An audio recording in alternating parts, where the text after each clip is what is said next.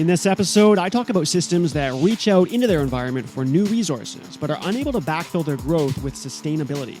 This is a common pattern throughout many fields of science, but is perhaps less recognized in other areas such as business. I will show how the infamous WeWork fiasco of 2019 was a manifestation of this pattern in the world of business and VC investments.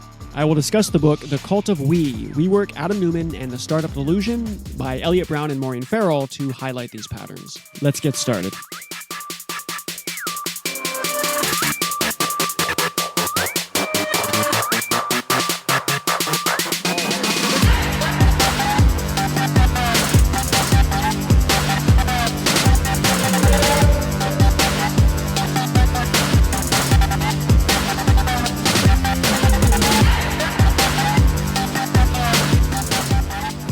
Growth is fundamental to survival. In order to adapt to one's surroundings, we must take in resources and use them as means to grow. But this requires the new resources be used, and therein lies a core challenge to growth. If the system that is taking in resources does not have the inner capability of using the new resources, the system heads towards catastrophe. As an example of this pattern, I'm going to discuss the book called The Cult of WeWork, Adam Newman, and the Startup Delusion. WeWork is an example of a system, an organization, that took in too many resources in the way of investment dollars to run a sustainable business. Whereas more money raised is usually seen as a good thing for many startups, WeWork took this idea to the extreme and passed a threshold that virtually guaranteed their demise. They are still a company, but with far lower valuation and a highly damaged reputation. WeWork was founded in 2010 in New York City by entrepreneur Adam Newman. WeWork purchases real estate all around the world and subleases the square footage as office space. Now, as a business model, this makes a lot of sense. Various entrepreneurs and businesses who normally have remote workers can get an office atmosphere by renting out the space for a period of time. It comes with Wi-Fi, plugins, coffee, and the atmosphere of a real office. Perhaps most importantly, it provides a collaborative environment where people can network. Now, we will go into the reasons behind WeWork's demise throughout this episode, but ultimately, an almost complete focus on growth rather than actual business led to a lack of strategy around achieving future profitability. Adam Newman had the distinct ability to attract an absolute immense amount of investment dollars from venture capitalists and allowed a business to become far bigger than it actually was. I'll explain later what I mean by bigger than it actually was. But WeWork represents a core problem with the startup culture, specifically what we have seen over the last 10 years in Silicon Valley, the Bay Area in California that is filled with venture capital money.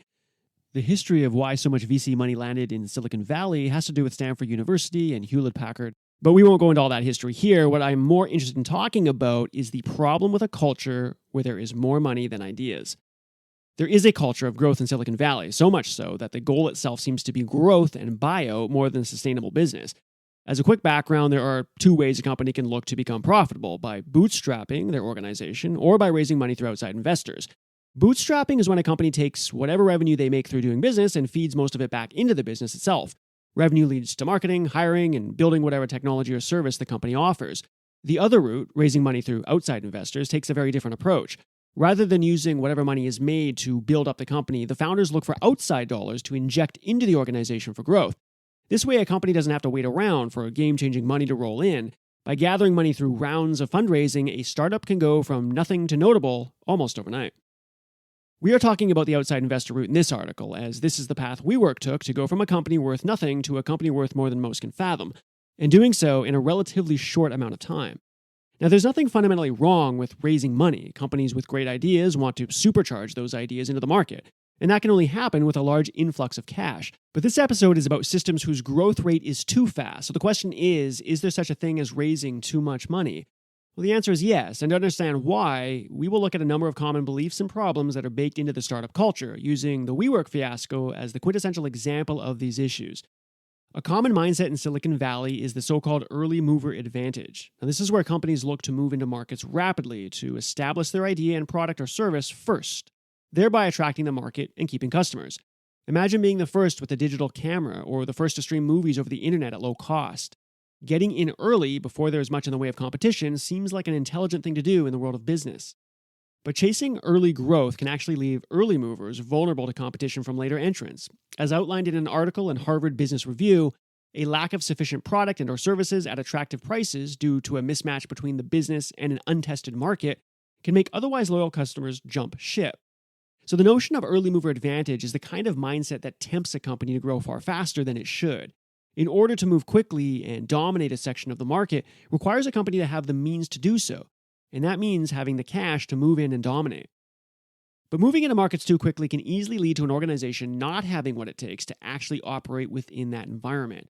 If there are a lack of sufficient quality products or services to address whatever demand is waiting for you when you get there, you're going to be in trouble. This has to do with the internals of a system having what it needs to ensure it can survive in the larger environments. I'll discuss more about this later, but keep in mind, it requires precisely zero knowledge of business or investments to understand that rapid growth is a system killer. These patterns are universal. In fact, in the animal kingdom, we know that organisms that grow too fast become highly fragile.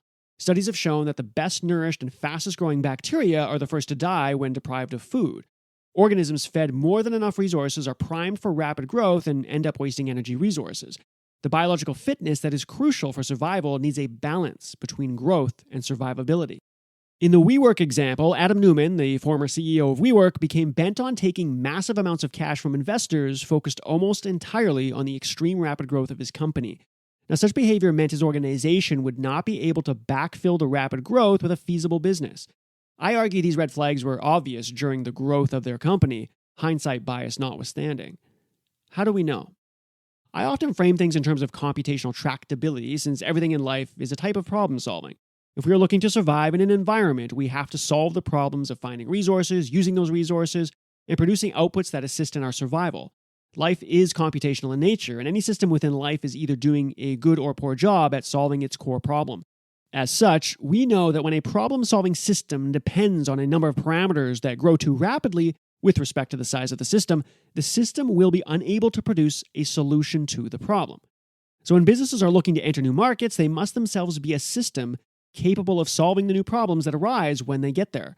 Looking to enter and dominate a market fast and early, as promoted in startup culture, demands a business capable of doing this. WeWork was founded in 2010 and imploded less than 10 years later, in 2019 when it went public. The implosion I am referring to is the loss in valuation that occurs when a company goes public and turns out to not be what investors thought it was. Doing an IPO, which is an initial public offering, is just another step in a company's path to increased growth. Going public means tapping into the massive money supply of the open markets. When anyone can potentially invest in your company, your ability to raise money for operating and growing is massive. But going public also means increased scrutiny over the books of an organization. Nobody wants to invest in something that won't eventually turn a profit. In January 2019, prior to the IPO, WeWork's valuation was stated at $47 billion. But by the time the IPO, the valuation had dropped by $10 to $12 billion. This is less than the $12.8 billion it had raised since 2010. $10 to $12 billion is still a lot of money, but nothing compared to $47 billion. Too many resources occur in systems misplaced from their natural environments. A climate of overly eager investors latching onto a narrative of early mover advantage, given the successes of companies like Google and Facebook, sets the stage for some massive failures. In order to backfill growth, the system needs internals that can produce the outputs necessary for survival. Pushing towards rapid growth cannot be the goal. Rapid growth should be the byproduct. The internals of a system are the intricate set of dependencies that makes a system successful. Critically, these dependencies cannot be known specifically. Causal opacity precludes the ability to know how things are connected and why they need to be there. Recall my conversation in a previous NonTrivial episode about coming across a small suburb off city limits. There was something almost magical about the place, with rustic awnings, winding pathways carved out organically, and a lively community. This unique atmosphere has survived, but whatever is in place to ensure its survivability cannot be recreated. This is because what keeps something alive cannot be seen. We can see the outward properties, but we cannot know the internal. Taking in more resources than can be handled means passing some threshold which, once passed, guarantees the system's collapse. For WeWork, to match its rapid growth with real business would require a set of internal dependencies that grew over time. The human resources, the technologies, the various things that must take root in order for the system as a whole to survive. The collapse of WeWork was inevitable, not because anyone knows precisely what was missing, but because there was no evidence to suggest the internals of the business had taken root. Whatever set of things need to be in place for something to survive could not possibly have taken place during WeWork's rampant growth. We don't have to pretend to know what the internals of a system need to be. We can operate at the surface, looking only to the properties of the systems in play. Similar to population growth models that look at the balance between resources and population growth, a population can explode in numbers, but can only sustain itself if the resources are available to support the increased number of people. Malthusianism, which is the idea that population growth is exponential while the growth of the food supply or other resources is linear, shows us that a slower rate of growth of the internals of a system relative to its expansion will inevitably lead to a catastrophe. This is called the Malthusian catastrophe. Now, there's all kinds of debate around the validity of Malthusianism as it pertains to the human population, but that's not what I'm talking about here. As an analogy, population growth models capture the all too obvious statement that a system cannot grow indefinitely. There must be a set of inputs to that system that ensure increased growth is sustainable. If not, a correction will inevitably occur, forcing the system back to a sustainable level. Venture capitalists would do well to take note of growth models before investing headlong into companies with exciting taglines. It's important to realize that the early mover advantage is a narrative, not some fact. In other words, just because some companies grew rapidly and took over a market does not mean early moving was the reason they survived. There is always survivorship bias. Losers have the same story as the winners. Adam Neumann became enamored with his own ability to raise money, making that his main goal. And the startup culture was there to throw all kinds of money at Adam and his business. It was the makings of a perfect storm, one that had far too many red flags to justify the investments. But to really understand why, we need to peer deeper into the mechanisms of systems, growth, and sustainability. As systems reach out for new resources, they require something on the inside to backfill the growth. The backfill comes from the set of internals that must be present to ensure survivability. Now, WeWork didn't have those internals because they placed growth above sustainability. Of course, it's fairly normal for a company to take losses in the first few years as it looks to expand and make a name for itself. This is just as true for bootstrapped organizations as it is for those who seek outside investments. But losses are expected to decrease over time. WeWork's losses, as outlined in the culture of We, had losses that were increasing over time. Where do these losses come from? Well, spending on things needed to grow, of course, but there are options here. For example, marketing is needed to spread the word, to raise brand awareness. But what should the marketing say? There are professionals who spend most of their waking hours on this problem, but something most of us would agree on is this: the messaging shouldn't outright lie. To be clear, any creative effort demands one's reach exceeds its grasp, right? There's always a kind of rhetoric around one's capabilities that makes it sound a little better than it is. But as a general rule, say whatever you want, but be sure to deliver. When the ability to deliver becomes strained under far-reaching messaging, this is when organizations run into trouble. The ongoing friction between salespeople and engineers in technology projects, that's kind of a smaller example of this. WeWork ingested resources because of messaging, not because of demonstrable success. Sure, it was and is a real company. Between 2010 and 2019, WeWork was genuinely purchasing real estate and filling space with real clients, so-called members. But the purchasing of real estate was not indexed to the demand. Rather, it was indexed to Adam Neumann's desire for growth. Examples of massive purchases of new real estate with little to no idea of how to fill those new spaces is littered throughout the book, The Culture of We. This kind of behavior creates a bloat that eventually becomes a critical addiction to an organization, one that can never be satiated. As discussed throughout the book, the more real estate that was purchased or leased, the more future obligations had to be fulfilled.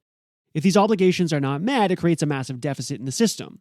Without a sound business strategy on how to fill this void, an organization moves from healthy debt to a runaway problem. WeWork placed itself in the kind of position where further growth was needed to stay alive. There was a fundamental mechanism at play here that is worth exploring. Now, when a system expands to fill its environment, it creates new external dependencies. More food is needed to keep a bigger system alive. In the case of WeWork, the food was being used to reach into bigger and different markets, rather than ensuring that what was already there could be sustainable. Rather than creating increased demand, WeWork created increased obligations to keep its machine alive. The only way to continue was to shift the target from let's build a better business to let's keep growing. Once the target shifts to growth at all costs, the system enters a vicious feedback loop. WeWork was appearing bigger than it actually was based on valuation. A company's valuation can be calculated in all kinds of ways, and distortions are common. We won't go into the nitty-gritty of company valuation, but what I will say is this: a company's valuation can easily be divorced from reality. The reason valuation gets divorced from reality is that an investor's influx of money alone can dramatically increase a company's valuation. For example, when Adam Neumann took investments from SoftBank, it was in the billions, WeWork's value went from $20 billion to $47 billion. That's an increase of $27 billion from an investment alone. Not because the business was doing anything different, but because someone saw potential and invested. Now, this is a false signal in the system. It's like refined sugar in the diet, convincing you that you're taking inadequate nutrients when you're not. There's no reason for the body to go looking for actual food when something synthetic is satiating the primitive need. This is what happens when things seen on an informational grounds are completely disconnected from the physicality of the system. The physicality of WeWork is its real estate. There are actual physical buildings being purchased that need to be filled. If this physicality is kept in mind, then the business can make process improvements to address increased demand. But if the organization's goal shifts purely to growth, then there is no opportunity to improve process. To keep growing, WeWork had to attract more investment dollars, and that meant appearing as though it was growing by making larger purchases and buying more real estate. But that can only be done by attracting more investment dollars. Hence, the vicious feedback loop that leads to a growth that is largely fictitious. Purchasing real estate and filling its spaces are two different things. This kind of growth is informational, not physical, and informational growth has no upper limit since it's not tethered to physical reality. The external dependencies created from overly rapid growth means the only way to stay alive is through continued expansion. If WeWork were to stop attracting investment dollars, the backfill required to address what had already been purchased or created would have to be fulfilled. In other words, for a growing system to avoid addressing its obligations, something that would likely kill it, it must sidestep those commitments via continued growth, fed by an artificial signal in the network. There are no natural mechanisms in our world that favor growth absent survivability. Recall the bacteria example. The biological fitness that is crucial for the survival of a species requires a balance between growth and survivability. In the bacteria study, a minor shock was enough to collapse the system, making the organisms wholly unfit to survive their environment. This is true for companies as well. When the focus shifts purely to growth, it sets the company up for extreme fragility, meaning the slightest shock can swipe the bottom out from under it. This is a common situation in software engineering. So-called technical debt is when we create subpar solutions in order to continually create. Technical debt is a necessity for genuine creativity. We must build things that are far from perfect to act as placeholders so we can expose our work to bigger and bigger environments. But if the technical debt becomes too large, we place ourselves at risk of becoming extremely fragile in the face of shock.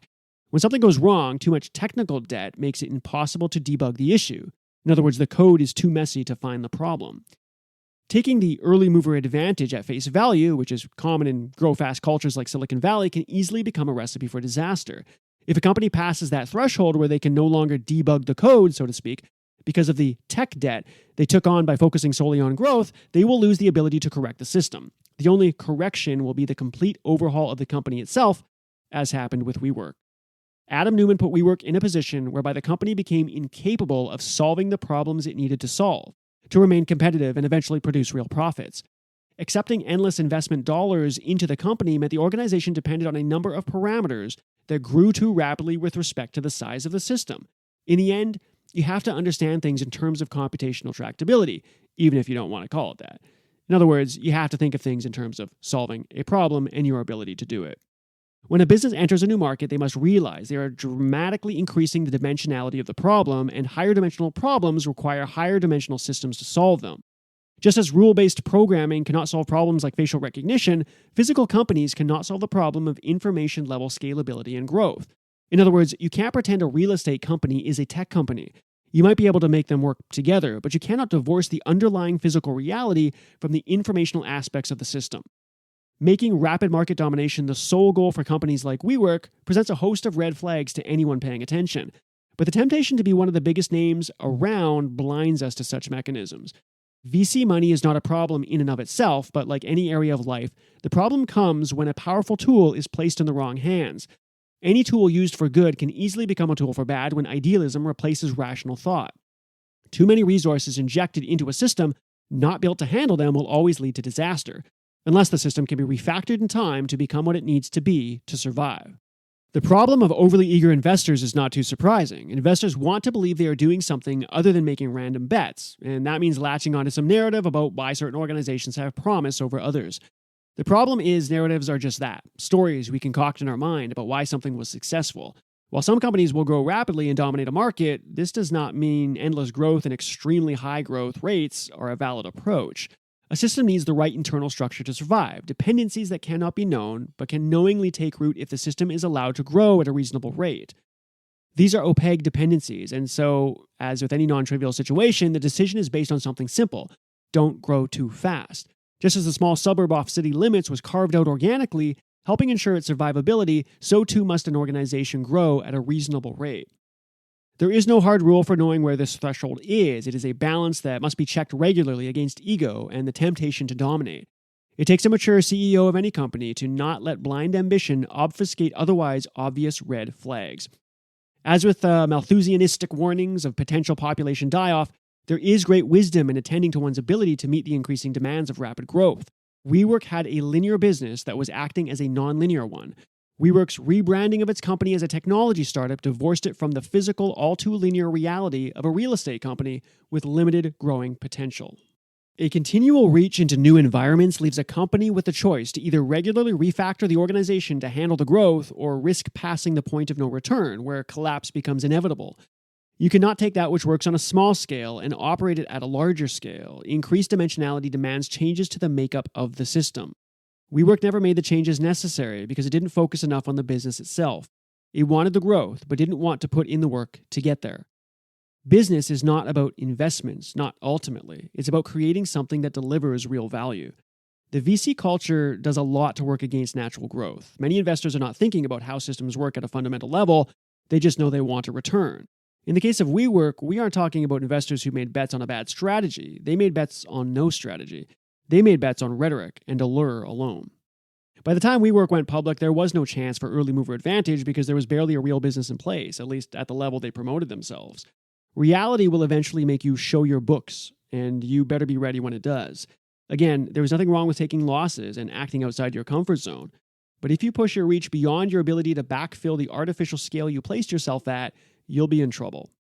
Avoiding catastrophe isn't about having the right foundation before embarking. Such naivete can itself lead to catastrophe.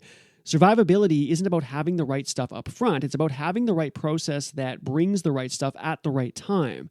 Any analysis of a company worthy of investment should look at its ability to adapt, not its current makeup, and surely not its hype. Adam Neumann was forced to resign from his own company. It was a decision that was made to save the company from its own founder. Now, this isn't unheard of. Uber's former CEO and co-founder Travis Kalanick resigned under pressure from public reports of the company's unethical corporate culture. Groupon's Andrew Mason, BlackBerry's Mike Lazaridis, Etsy's Rob Kalin, Yahoo's Jerry Yang, and of course Apple's Steve Jobs all either decided to, or were forced to, leave because their decisions at the time didn't suit the new scale and public exposure of the company.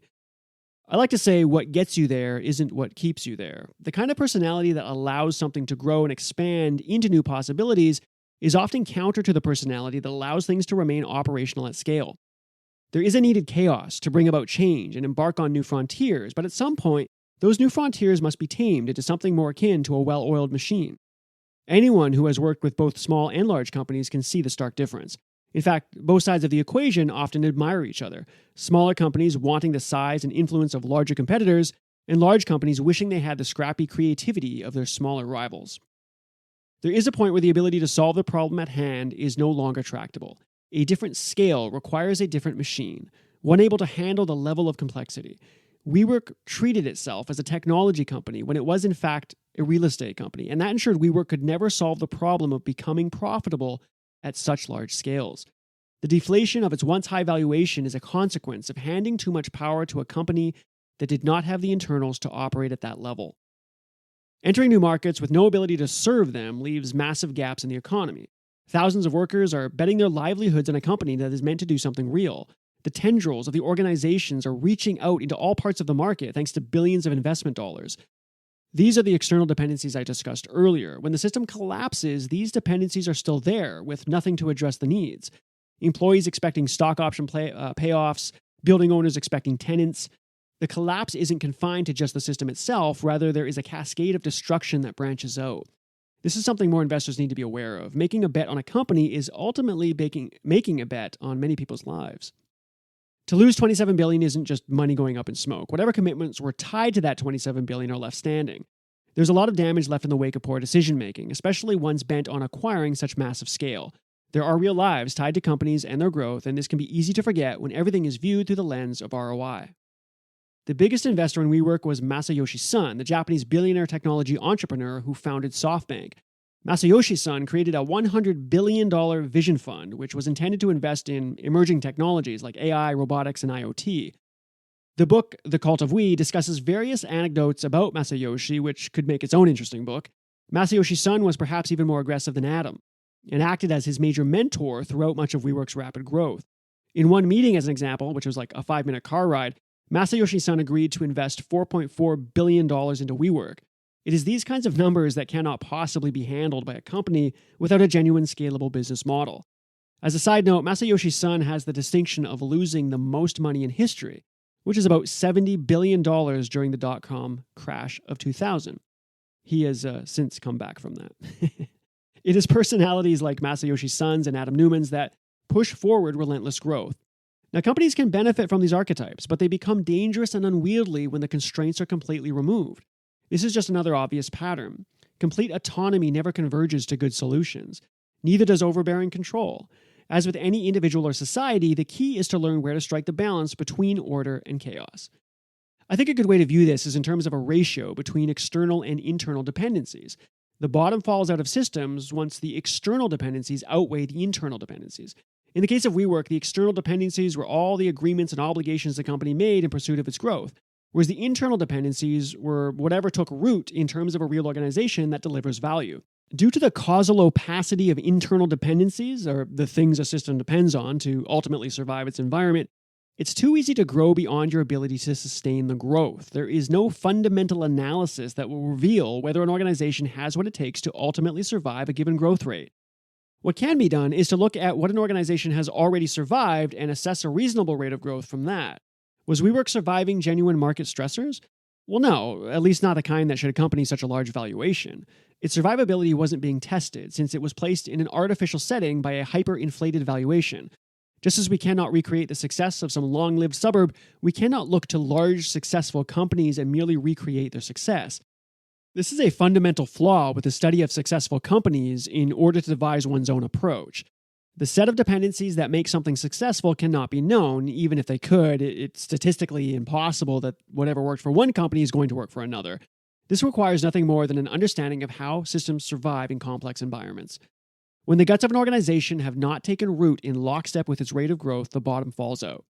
The external to internal dependency ratio dictates where that threshold lies, and due to epistemic uncertainty, we cannot be precise in our choosing of where to strike that balance. Slower is ultimately faster for a reason. It is the informational aspect of digital money that separates it from physical reality. It is this separation that allows individuals to see billions come and go. But there is a real cost to making such bets because whatever external dependencies were created by the investment have physical counterparts that don't evaporate like digital money does. Again, real lives are tied to the physical pieces tethered to the vaporous investments made by investors. In the case of WeWork, this was even more pronounced compared to investments in, say, genuine software companies. Software alone still has physical dependencies, like buildings that house workers and manufacturing plants that meet the demand of processing chips, but WeWork was and is an actual physical business, meaning the collapse of the investment had much larger consequences. Another example of this scenario is the infamous Theranos fiasco, another privately held company whose actual business reflected nothing of the massive investments and hype that followed it. The quote-unquote science behind Theranos was pure fiction, which anyone with even an undergraduate degree in chemistry could have told you, yet they raised $945 million from high-profile investors. Even more serious than WeWork, Theranos was fully a physical company as it was in healthcare, meaning people's actual health were tied to the hopes and dreams of this company. Now, dragging these kinds of dependencies down with you because you decided to brand your company as if it were a software company is both morally and ethically irresponsible. But to investors, this was nothing more than a downtick in a diversified portfolio. Full-blown collapses like WeWork and Theranos cannot simply be chalked up to making bad bets. The red flags are obvious to those with even a cursory understanding of how systems work. But common sense gets sidelined when people have an agenda, and the prospect of making billions can derail even the best of us. Whatever you look to create, remember that the environment is always there to take more. It has no cap on growth, especially when what you build is deemed purely informational. The reality is that there is always a physical aspect to what you do, and the minute you forget that is the moment you're setting yourself up for catastrophe. There is no system that can grow indefinitely. Nature always resets its balance. Founders seeking outside investments should be held to a ratio between their focus on growth and their focus on the engine that is meant to drive it. A ratio too out of whack is an immediate red flag for an inability to drive future profits. Bootstrapping suffers far less from this out-of-whack ratio since the system is self-regulated by a natural flow of supply and demand. Bootstrapped companies can only grow at a rate that matches their ability to drive real revenue. This is not to downplay external investments, but to highlight the distinct difference between the two approaches to growing business. Silicon Valley culture has brought us much in the way of innovation. Much of that innovation would not have been possible without large external investments. But outside funds immediately place a company into a very different set of system dynamics that need to be respected to avoid catastrophe. Since WeWork's implosion, the temperature in Silicon Valley has calmed down a bit, with investments no longer approaching such extreme levels. But things tend to work as a pendulum, and there is little reason to believe we won't once again see a culture of massive funding under a slightly different narrative, I'm sure. The point is, as long as founders and investors ignore basic properties of how systems work in complex environments, these mistakes will happen. Outside funds immediately place a company into a very different set of system dynamics that need to be respected to avoid catastrophe. So, how do we grow while avoiding catastrophe? How do we avoid passing that growth survivability threshold in our creative endeavors? Because this isn't just about building companies. This is for any creative effort. We must extend beyond our current capabilities to grow, to learn, to bring new things into this world. But if we become too focused on our growth, it can seal our fate towards never making real progress. So, first off, limit the resources we invite in as fuel. Like a modern diet too flush with calories, we should not act as though more is always better. There is a dose that works well, and a dose that kills you. Don't try to outcompete everyone else. Winning over others should only be a byproduct of focusing on what does and doesn't work. Ask if your endeavor is likely to be profitable in the future, whatever this means, money or some other kind of return, like fulfillment or making a difference. Are you creating things that have some future-proof aspect to them? Now, this is less about being predictive and more about creating things that have the capacity to backfill future demand, the ability to adapt. In other words, how easily can you change what you are making? Instead of latching onto narratives like early mover advantage, think more about the properties of the things you build. Recall in a previous NonTrivial episode where I discussed how the pattern is not the path. Even if early movers have some kind of advantage, which is still highly debatable, the pool of early movers must have had something about their organization that made them ready to take on their markets. It's about survivability, not moving quickly. It is far more likely that overly rapid growth will cause your company to become fragile in the face of inevitable shocks. There is always a hunger phase, and just like the bacteria that grow too quickly, your rapid growth may be setting you up for irreversible failure. Founders have the most say. This means their personality is tied directly to what does and does not get done. There needs to be a balance between the creative benefits of chaos and its ability to destroy. Understand the stark advantages that come from working under the right restrictions. Everything in life can be framed in terms of problem solving. We are problem-solving machines with the ability to navigate complex environments and devise solutions. But look, there are situations that make problems intractable, and we saw an example of that with WeWork. The complete focus on growth made it so WeWork was trying to solve the wrong problem. It caused their external dependencies to dramatically outpace their internal capacity to deliver, making their efforts ultimately futile. Whatever your decisions in life, make sure you're attempting to solve the right problem, and that you're using your natural ability to do so, not some narrative that masquerades as a recipe for success. With growth comes new environments and new stressors. Entering a new or bigger market while pretending to be something you are not spells disaster. Keep in mind that WeWork wasn't simply reaching beyond its grasp. It was pretending to be a digital company when it was in fact a physical one. The physical constraints of a system will always have the final say, no matter how informational you'd like to view your creation. Don't view the success of a company in terms of its valuation. These numbers can be calculated in all kinds of ways, and as we saw with WeWork, companies can have massive valuations while doing barely anything in terms of an actual business. Valuation is tied to hype, ignorance, and overly eager investors more than anything else. Look, we often hear the difference between careless risk and calculated risk, but truly calculated risk means using what is known, not latching onto the kind of loose narratives littered throughout the business section of a bookstore. You reduce risk of failure by demonstrating sustainability, not growth. And sustainability happens when companies repeatedly backfill the risk they take on with actual deliverable value. Let the roots of your creativity emerge over time. Don't pretend to know what makes something successful, only to supercharge those false ingredients and inevitably implode. Instead, respect the high-level properties that are known about things that work, deep patterns that have remained invariant throughout the ages. This doesn't guarantee success, but it does dramatically increase your odds of building something that lasts. And finally, the red flags that signal future demise are not all that mysterious. Learn about nature, systems, complexity, even philosophy before MBA-style business knowledge. If you want to know a thing, don't look at it directly, but note its universal properties. You don't need to be an expert in something to see the universal patterns it exhibits. That's it for this episode. As always, thanks for listening. The book discussed in this episode is The Cult of We, WeWork, Adam Newman, and the Great Startup Delusion by Elliot Brown and Maureen Farrell, published by Mudlark. The early movers being vulnerable to competition from later entrants reference is an article by Harvard Business Review called Network Effects Aren't Enough, and the survival strategies of bacteria research reference is an article by Science Daily with research originating from the Technical University of Munich. Until next time.